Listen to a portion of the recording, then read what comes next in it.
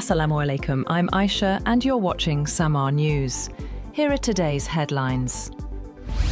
Iranian authorities have warned that they can intensify their response to the largest anti-government protests in years, as the Revolutionary Guards accused terrorist groups of exploiting unrest and vowed to protect the Islamic system at all costs. Fresh demonstrations have been reported across Tehran and multiple cities, including Tabriz, Rasht, Shiraz and Kerman, though an internet blackout limited independent verification. State media said public buildings were set ablaze and security personnel killed, while footage broadcast on state TV showed funerals for slain forces.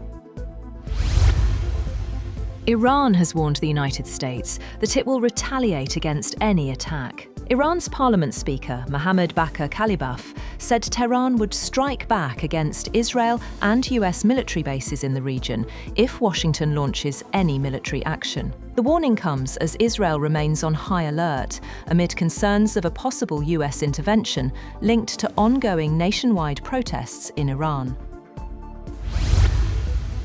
U.S. Secretary of State Marco Rubio has spoken by phone with Israeli Prime Minister Benjamin Netanyahu, according to a U.S. official. Axios reports the call focused on Gaza, developments in Syria, and the ongoing protests in Iran.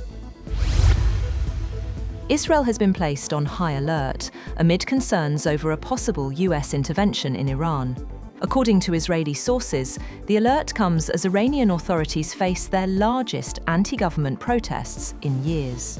US President Donald Trump has repeatedly warned Iran's leadership against using force on demonstrators and said the United States stands ready to help.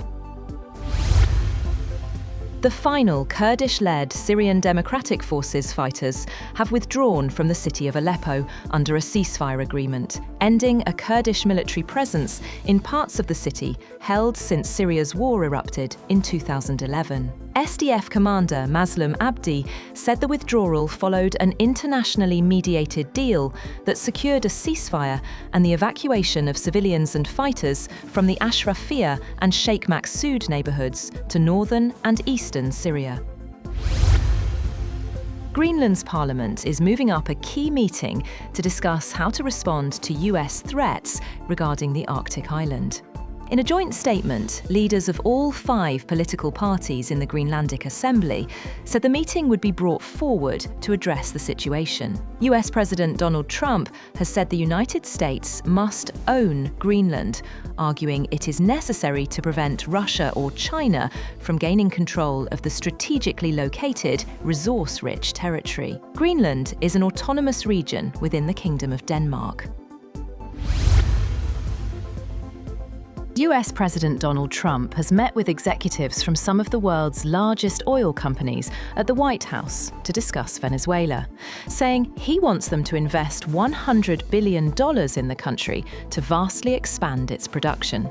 Trump has named oil as the priority for his strategy for the South American nation, after US forces seized its leader, Nicolás Maduro. Trump said at the opening of the meeting that American companies will have the opportunity to rebuild Venezuela's rotting energy infrastructure and eventually increase oil production to levels never ever seen before.